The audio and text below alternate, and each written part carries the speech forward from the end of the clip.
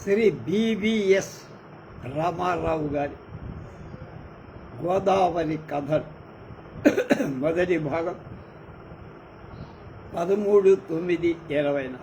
ఎవరి రామారావు? ప్రముఖ కథా రచయిత, గోదావరి కథల ద్వారా బాగా ప్రసిద్ధుడైనవాడు భావరాజు వెంకట సీతారామారావు. అసలు పేరు బివిఎస్. బి అంటే భావరాజు, వి అంటే వెంకట, సీతాపతిరావులో ఎస్, రామారావు. రాజమండ్రిలో 1932లో జన్మించాడు. భావరాజు సత్యనారాయణ, సత్యవతి గార్ల కుమారుడై.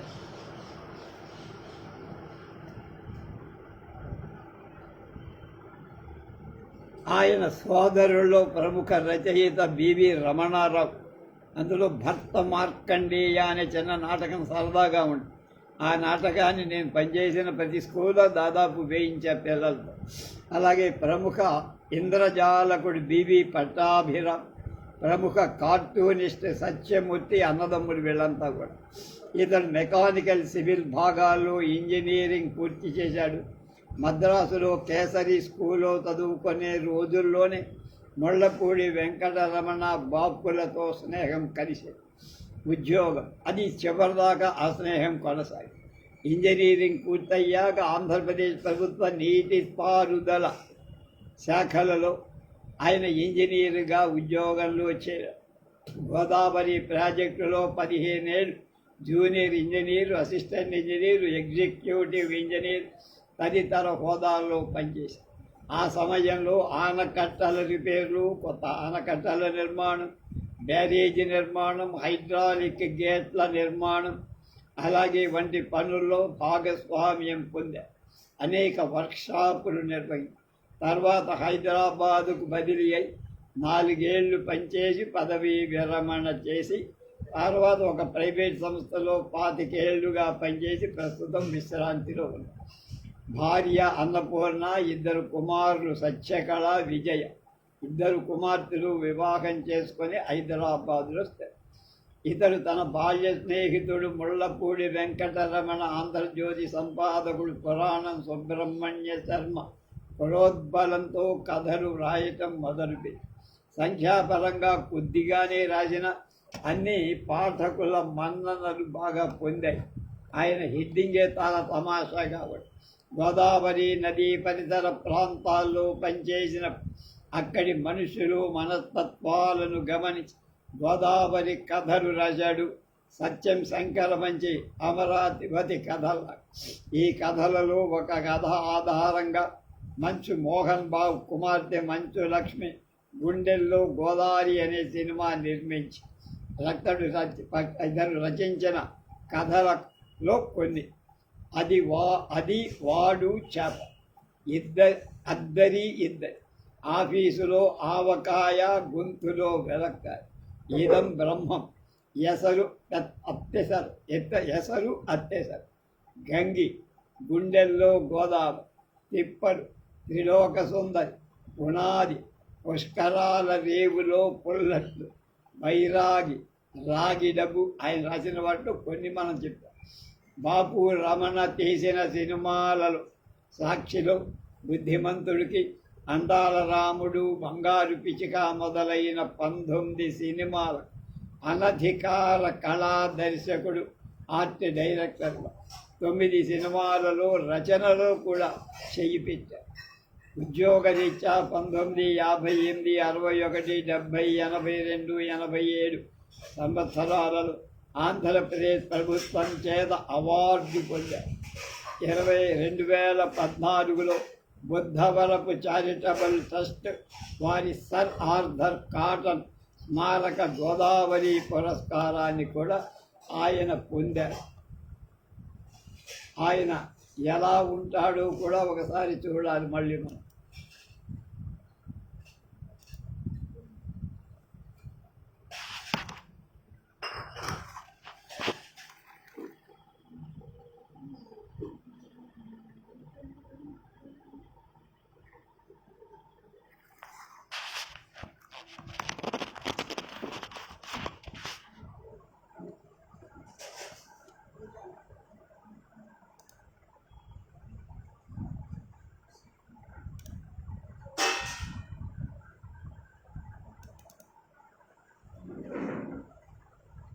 సినిమాలో ఉంటుంది మనకి. ఎవరు?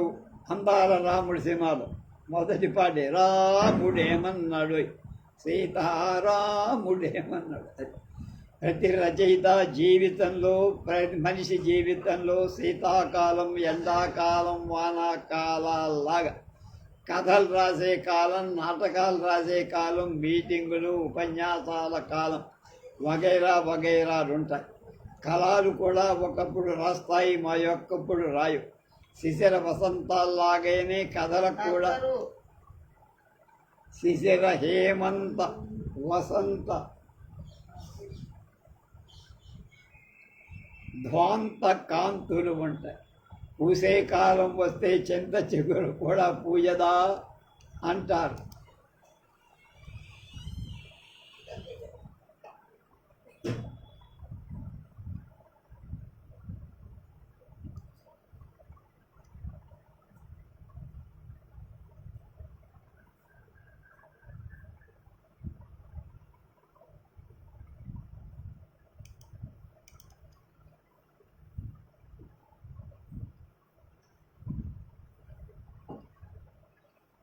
అలానే కళలు కూడా పూస్తాయి.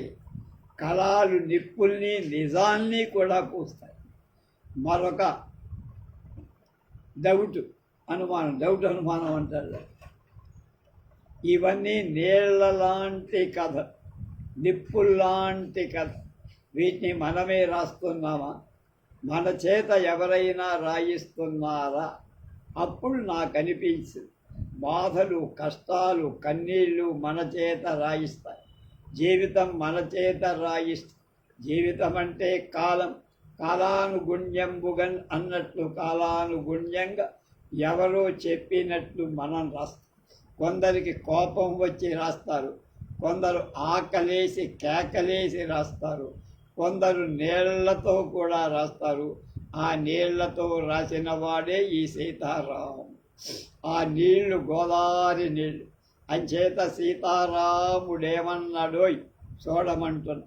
గోదావరి గురించి నాకు అమాంతంగా అనుమానం కలుగుతూ ఉంటుంది.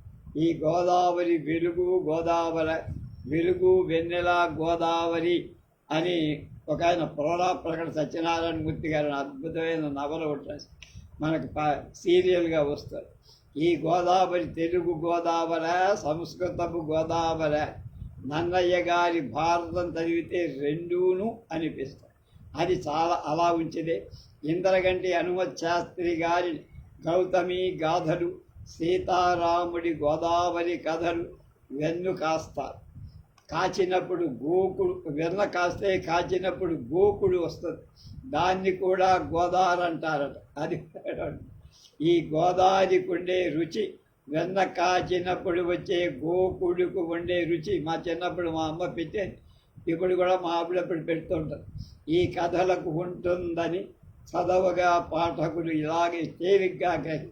అందాల రాముడి సినిమాల్లో సావాలమ్మ పెసరట్లకు ఉండే రుచి, పుష్కరాల రేవులో పుల్లట్ల కథకు ఉన్న రుచి ఈ పుస్తకంలోని కథలన్నిటికీ పాకిందంటారు. బహుశా ముళ్ళపూడి రాసి ఉంటారు. మనిషి మంచివాడు కాకుండా మంచి కథలు రాయలే. ఒక మంచి మాట అనడానికి ఎంతో సత్తా కావాలి. ఒక మంచి కథ రాయటానికి ఎంతో మంచితనం కావాలి. జీవితాన్ని సాహిత్యంగా మార్చడం, పచ్చి పాలలోంచి వెన్న తీయటం, పెద్ద మనసుతో రాసినవి పెద్ద రచనలై తీర్తాయి. మనిషి ఒక ప్రాంతానికి చెంది అక్కడ గాలి పీల్చి అక్కడ నీళ్లు తాగి తన బతుకు పండించుకోండి. అలా బతుకుల్ని పండించుకున్న కథలాగానే గోదావరి కథల్లా ఉంటాయి. రాగి డబ్బుతో ప్రారంభమై పుష్కరాల రేవులో పుల్లట్లు కథతో ముగిసిన ఈ సంపుటిలో గోదావరి కథలు డజనికి ఒక్కటి తక్కువ. బంతి పూల తోటలో పరికినీలు కట్టుకున్న చిన్నారి పొన్నారి కన్నారి ఆడపిల్లల ఈ కథలు మీ మనసులో చెట్టి పొట్టి అడుగులేసి ఆడుతాయి. మనుషులే కాని అందరి ముఖాలు ఒకలా ఉండనట్లే కథలన్నీ ఒకలా ఉండక్కల. గొప్ప కథలు గొప్పవాళ్ళు రాస్తారు. మంచి కథలు రాకుండా గొప్ప కథలు రావు. ఈ సీతారామ కథా సంగ్రహంలో గొప్ప కథల్లాంటివి ఉన్నాయి, మంచి కథలు. రచయిత తన మాటల్లో చిన్న హెచ్చరిక చేశారు. అది ఇది: ప్రవాహంలో తరంగాల్లా ఎన్నో జీవితాలు కాల ప్రవాహంలో సాగిపోతాయి. తరంగానికి దిగువ మనకు కనబడిని మరో తరంగం నడిపిస్తుంది. అలాగే మనమెరిగిన వ్యక్తుల జీవితాల వెనక మనం ఎరుగని ఎన్నో కథలు దాగి ఉంటాయి. ఈ సాగే కథలకు పారే గోదావరి సాక్షి. గోదావరి వరదపై వచ్చిన గుండెల్లో గోదావరి అసుమంటి కథ. వరద బీభత్సాన్ని, ఆ బీభత్సం మధ్యలో ఒక పెళ్ళి, ఆ ప్రవాహంలో వాళ్ళ వియోగం, అలాగ సంయోగాలు. కథంతా చిత్ర కల్పనలాస. కెమెరాలు చెప్పలేని గోదావరి కథ. ఈ కథంతా గోదావరి ఛందస్సు మీద నడిచింది. బీభత్సం మధ్య ఆశా చీకటిలో కాంతి రేఖల తనకు తడుకుమంటుంది. త్రిలోక సుందరి గోదావరి చైతన్యంలో కూడుకున్న రచన. కోనవరం సంతకు రావటానికి ఈ లాంచి ఏకైక తరుణోపాధి. పాపికొండల మధ్య వెలుకలు తిరుగుతూ ప్రవహించే గోదావరి స్పృహ, గోదావరి సంఘర్షణతో రాసిన అపురూప నవచ. ఈ కథలో లాంచీ యజమాని దృక్పథం మానవ విలువలకు చోటివ్వని దోపిడీ తత్వానికి ప్రతీక. డాక్టర్ అవధాని ప్రజల మనిషి, గాంధేయవాది. హింస రేసే ప్రతిహింస సమర్థనీయమా కాదా ఈ కథ చదివితేనే తెలుసు. అద్దరి ఇద్దరి మనస మపాస కథంత చక్కగా మనిషి ఎంత ఎత్తుకు ఎదగగలడు, మరి ఎంతో లోతుకు దిగజారగలడు. కంపేర్ అండ్ కాంట్రాస్ట్ చేసి చెప్పగలడు. గొల్లకిస్తయ్యని పోషమ్మ సాక్షిగా పెళ్లాడిన అతడి భార్య, ఫారెస్ట్ రేంజరు, దున్నపోతు ఆఫీసరు. వీరిలో సందర్భానుసారంగా మానవాతీతులైపోగలవాళ్ళు, కళ్ళు మూసుకొని కామాంధులైపోగలిగిన వాళ్ళు. సోమర్సెట్ మామ్ కథలో క్రీచర్స్ అండ్ వర్క్మెన్స్ లాంటి వారుగా తేలిపో. ఇది ఈ సంపుటిలోకెల్లా తలమానికం అనదగిన స్థాయికి ఎదిగిన కథ. గోదావరి కథలో నావ కల్చర్ అద్దం పట్టే రచన బైరాగ్. ఈ కథ యావత్తు గోదావరి తీర ప్రజల నిత్య వ్యావహారిక రేవు నావ మీదకెత్తించి చూపిస్తుంది. ఏ తీరుగనను దయచూచెదవు అని పాడుకునే గుడ్డి బైరాగి చుట్టూ రోజు తిరిగే ప్రపంచాన్ని, దాని గమనాన్ని కథకుడు క్షణం చేసి ఆపేసి మనకు తెలియనటువంటి నిజంలో చకచకితుని చేస్తాం. పబ్లిక్ రిలేషన్స్ ఎలా నడపాలో ఈ కథలోని నావలో బైరాగి మంచి నుంచి మనం గ్రహించాలి. ఈ సంకలంలోని మరో మహత్తరమైన రచన అది వాడు చేప. కొంత దాచడం, కొంత చెప్పడం. చెప్పిన దానికల్లా చెప్పనిదే ఎక్కువ. నీటి మీద బతికే జలపుష్ప విక్రేతలు చేపలమ్ముకునేవారు. గోదావరిలో చేపలు పట్టడంలోని మెలకువ, అందులో జాలరి జంట కువ్వ వట్టి పట్టిసీమలో శివరేత్రి సంబరాలు. దాని పూనక ముక్కు పడక, దాని పూసల ముక్కు పడక, వాడు దాన్ని ముద్దెట్టుకున్నప్పుడల్లా పాఠకుల్ని కూడా గీరేస్తారు. దానికి వాడికి మధ్య చేప కాకుండా సింగారి, రబ్బరు తీర్థంలో కొన్న నల్ల కళ్ళ జోడు అని గోదావరిలో పడి కలవాల్సిందే తద్దోష పరిహారాలు. ఈ కథలో సత్యభామ అలక ఉంది. సెంటు నూనె వాసన వేసే సింగారితో అఫైర్ ఉంది. వలచి వలిపించుకోలేక ఆడది గురయ్యే దగా ఉంది. ప్రేమలోని అమాయకత్వం ఉంది. నావకి చేపకి మధ్య జరిగే పోరాటంలో వల విసరడం ఉంది. దాన్ని గురించి వినండి. వల విసరడంలో దానికి అదే విల్లులా శరీరాన్ని ఉంచి గెర్రున తిరుగుతూ వల విసిరితే అది గురి తప్పక సూటిగా పువ్వుల విచ్చుకుంటుంది. విచ్చుకోదామని ఆడది వల విసిరితే పువ్వు అది మగాడి మనసులో గురి తప్పక సూటిగా పువ్వుల విచ్చుకుంటుంది. ఆ సింగారి లంజకి ఈ కథ చదివే పాఠకులు కూడా ఏమీ కాంప్లిమెంట్ ఇవ్వకూడదు. ఇస్తే వాడికి దానికి సీతారాముడికే ఇవ్వాలి. గోదావరి పొడుగున ఉండే ఇసుక తిప్పల మీద బతికే ఉప్పరి బంటారు సగరపుత్రులు. బంటా స్త్రీలంతా ఈ సాగరపుత్రుల కథే చెబుతారు. ఆ కథలో బలం మీ ఆడ బతుకు గురించి ఎలా అంటున్నారో చూడండి. బాబుగారు, ఇంకో విషయం, అసలు మడిసి ఆడదై పుట్టకూడదండి. పుట్టిన ఉప్పరి కొలంలో సత్తే పుట్టకూడదు బాబా. ఓ మూల కాపురం చక్కబెట్టుకుంటా, మరో మూల పొద్దత్తమానం రెక్కలు ముక్కలు చేసుకొని తట్టలు మొత్తారండి మా ఆడు. నెలలు నిండి ఇంకా కాసేపు వ్యసవిస్తుందన్న ఆడది ఆ క్షణం దాకా తట్ట మోస్తది బాబు. అందుకే నెత్తి మీద గుడ్డమట్టు తీసి చూస్తే మా ఆడోళ్ళకి ఎంట్రుకలుండవండి. బాబుగారు, పని కోసం ఒళ్ళు వంచుతారే తప్ప సత్తే ఒళ్ళు అప్పగించరు. ఈ ధర్మం ఈ న్యాయం గుర్తించనందువల్లే కాంట్రాక్టర్ బామ్మరదులు ఖర్చయిపోతూ ఉంటారు. ఎసరు అతిసరు బ్రాహ్మణ కథ. భాస్కరం కమలా కొత్తదన్ వర్ధనమ్మ గారి గోదాట్లో పొడకలు కట్టెలు కర్ర దుంగల్ని ఏరి తెచ్చే సత్తిగా నీళ్ల పొయ్యిలో కొంచెం గిన్నెలో మరుగుతున్న ఎసరు.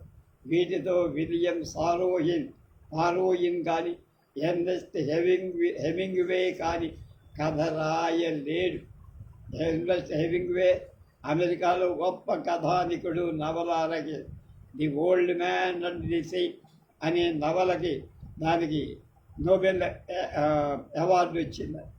ఎంతసేపు నాకు కూడా చాలా ఇష్టమైనవి. అలాగే సారోయిన్ ఏమో నా జ్ఞాపకాలు. ఎవరికి వారికి గోదావరి లేదు వాళ్ళకి.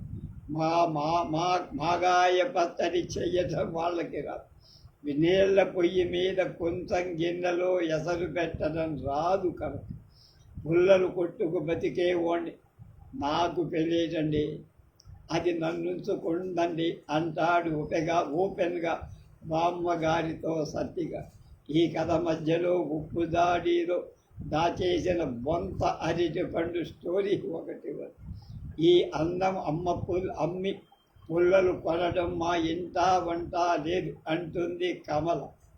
ఈ ప్రపంచంలోకెల్లా గొప్ప అనర్థం ఏమిటంటే ఒకే కొంపలు ఒకే చూరు కింద ఉంటున్న ఒకరికొకరు ఎంత మాత్రం అర్థంగా. ఈ కథలోని సొగసులన్నీ ఈ కథ సీతారాముడి ఇచ్చిన ముగింపులో ఉంటాయి. ఈ కథ ఐహిక ఆముష్మికాలకు వంతెన.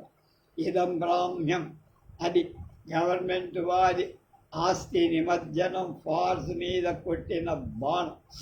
రాగి డబ్బు కథ గోదావరిలో డబ్బులెయ్యటం గురించి సెంటిమెంటు మీద అల్లిన వినోద వల్ల.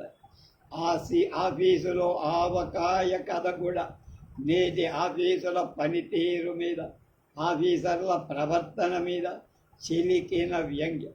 అది గోదావరి కథల్లో ఇట్టే కలిసిపోతుంది.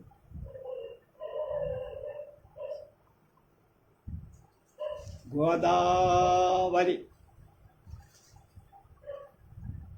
నా వాసనల కంటే ఆవకాయ వాసనలు ఎక్కువ.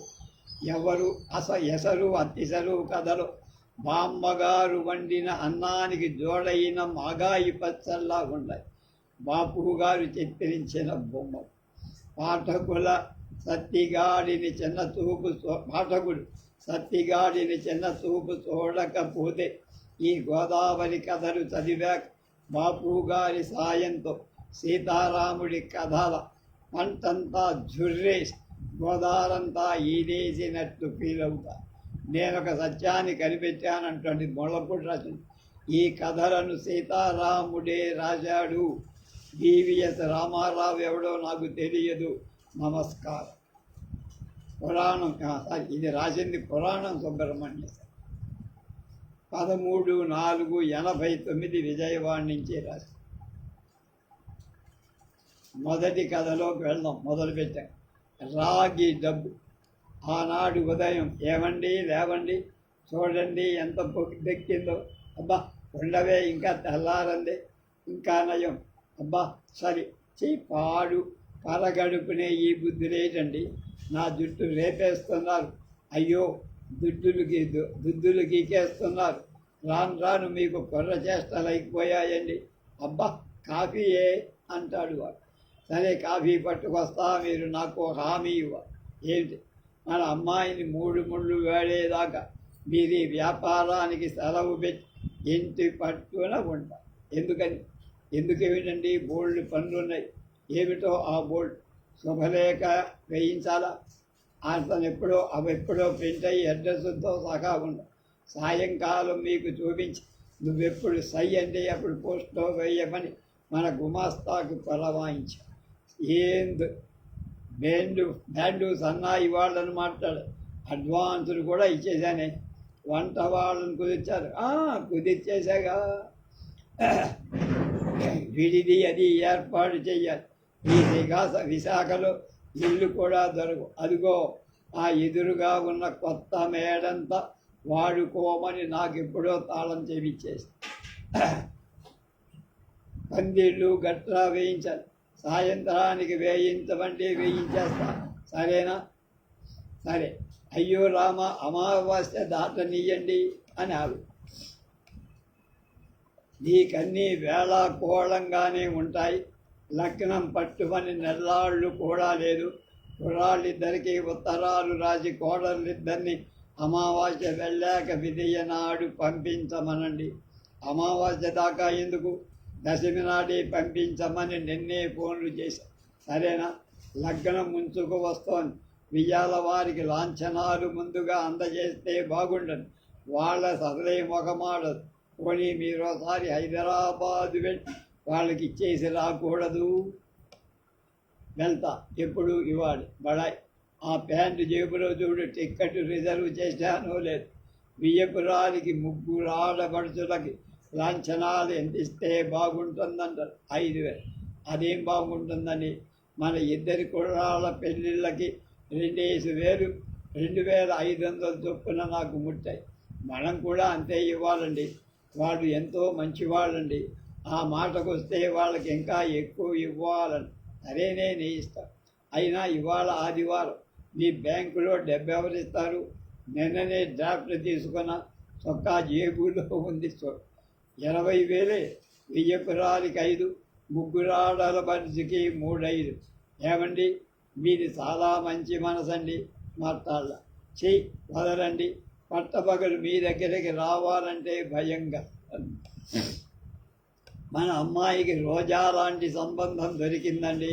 దానికి ఏం లోటు? అందరిలో నీ పోలిక, తెలివితో నా పోలి. అంటే నాకు తెలివితేట లేవనా? అంటే నేనందంగా లేననా? అది నేనెలా అన్నానా? పోనీ నేనెలా అన్నానా? అబ్బా ఉండండి. ఇన్నేళ్ళయినా మీ తెలివి చేస్తారు పోలీసు. ఎదిగిన ఆడపిల్ల ఇంట్లో ఏ ట్రైన్కి వెళ్తారు? గోదావరి ఎక్స్ప్రెస్ సాయంత్రమై 5 గంటలకి చవితి వచ్చేస్తుంది. 3 గంటలకే బయలుదేరి. అలా కానీ అంత ముందుగా వెళ్ళి ఏం చేస్తారండి? అవును, ఏం చేయమంటావు? మీ సామాను సర్దుకోండి. ముందుగా నిర్లక్ష్యం పెడతాను. అయితే ఇంకా బోల్డ్ టైం ఉంది. ఇలా వద్దురండి. రైల్లోకి ఏం వండమంటారు? పూర్ణం బూర్లు, రసగుల్లా, పాయసం, సంతర్పణ కూర, పప్పు, దప్పడం వగైరా మామూలే. బడాయి. కాస్త మజ్జిగ పులుసు, పాటోడి పండిస్తా. క్యారేజీ మాత్రం మర్చిపోకుండా. ఆ రోజు సాయంత్రం ఇవాళ ట్రైన్ చాలా రద్దీగా ఉందండి. బెర్త్ రిజర్వేషన్ ఉండగా ఎంత రద్దీగా ఉంటే నాకే ఏ పాపం. రైలు గోదావరి బ్రిడ్జి ఎక్కినప్పుడు గోదావరిలో ఈ 2 రాగి డబ్బులు పడేసి దండం పెట్టండి. మనసంతా మనకు శుభం జరుగు. ఎందుకు నా దగ్గర రూపాయి కాసు ఉంది, అది పడేస్తా. ఇంకా నయం, డబ్బు ఉంది కదా అని నోట్ల కట్టలు పడేస్తా మనల. గోదావరి తల్లికి రాగి డిబ్బై వెయ్యాలి. 2 రాగి డబ్బులు ఎందుకు ఇస్తున్నావు? మీరు విసరినప్పుడు ఒకటైనా గోదావరిలో పడుకో. సరే అలాగే, ఇంకా నువ్వు ఇంటికి ఏమండి మీరు ఆ బెత్తు మార్పించుకొని మరో బెత్తు అడిగి పుచ్చుకోండి. వారికేం లోయర్ బెత్తు బ్రహ్మాండంగా ఉండడానికేమని. ఆ 2 ఆడాళ్లతో మీరు ప్రయాణం చెయ్యడం నాకు ఇష్టం లేదండి. చూడండి మిమ్మల్ని నవిలేటట్టుగా ఎలా చూస్తున్నారు. అలా పైగా మీ బెత్తు మీదే కూర్చొని వాళ్ళు ఆ ముసలాయనకి సెండా ఇవ్వటానికి వచ్చారే, నువ్వు ఇదైపోకు అన్నావు. అయితే మిగతా 2 బర్తులు ఖాళీనా? అది అనకాపల్లి కోట. అక్కడ ఆడాళ్ళు ఎక్కరని గ్యారంటీ ఏమిటి? అంటే నీ ఉద్దేశం ఆడవాళ్ళని పబ్లిక్గా ఏదో చేస్తాననా? ఏమిటా మాట? వాళ్ళే మిమ్మల్ని ఏదైనా చేస్తా ఉంటే నీ ఒట్టి వాజమ్మనైనా. చూసారా నేను అలా అన్నానా? సరే నువ్వు ఇంటికి వెళ్ళు, నేను పోయి కూర్చుంటా. ఉండండి, ఆ పిల్లలిద్దరినీ దిగనండి. పోనీ నువ్వు వెళ్ళి వాళ్ళని దిగమని. ఏమండి ఆ ముసలాయన హైదరాబాదేనా లేక మధ్యలో దిగిపోతా? అనకాపల్లిలో ఎక్కబోయే ఆడాళ్ల మానాన్ని సంరక్షించు.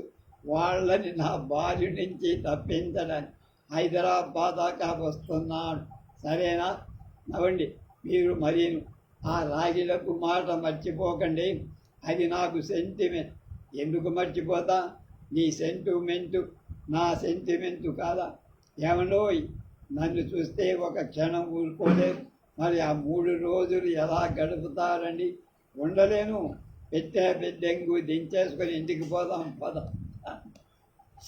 అబ్బో మీకు అన్ని వేళ కోలాలి. మీరు తింటే నిద్రపోతారు. మాట్లాడు. రాగి డబ్బులు గోదావరిలో వేసేదాకా క్యారియర్ విప్పదు. అసలు క్యారియర్ విప్పను. సరేనా? అలాగైతే ఆకలేసి నీరసం వచ్చి నిద్రపోతారు. పోని ఆ ముసలాయన్ని జ్ఞాపకం చెయ్యమని ఎవరు? మానస రక్షకుండా నేను ఇందాకడి నుంచి చూస్తున్నా. ఆ ముసలాయనంటే మీకు ఎందుకంత అక్కస్? ఈ తల్లి నేను గుడ్లకు అప్పగించి చూస్తూ కూర్చుంటా. బ్రిడ్జి రాగానే రాగి డబ్బులు 2 పడేసి నీ పేరు మీద దండం పెడతా. సరేనా? ఏదో ఒక బ్రిడ్జి రాగానే ఇవి పడేసి ముక్కుపడి తీర్చేసుకుంటారు. నాకు తెలుసు. గోదావరి బ్రిడ్జికి ముందు ఏదొచ్చినా వేస్తారు. రాజమండ్రి స్టేషన్ దాటాక గోదావరి బ్రిడ్జికి రైలు మోత ఎక్కించినప్పుడు నడి గోదావరితో పడేస్తాను ఒట్టు అన్న. మీరు వెళుతున్నది శుభకార్యమే. ఈ విషయంలో అశ్రద్ధ వద్దు. సిగ్నల్ ఇచ్చేశారు. వెళ్ళి అమ్మయ్య, ఆ పిశాచాలు 2 దిగాయి. ఇంకా మీరు వెళ్ళి కూర్చోండి. ఇదిగో మంచినీళ్ళు. హలో ఆ రోజు రాత్రి ఎవరు? నేనే నీ మొగుణ్ణి. ఇందాకనే కదండి ట్రైన్ ఎక్కింది. అప్పుడే హైదరాబాదులో ఎలా వాడారు? నేను రాజమండ్రి నుంచి మాట్లాడదాం. రాజమండ్రియా? అవును, నువ్వన్నట్లే జరిగింది. గోదావరిలో రాగి డబ్బు పడల.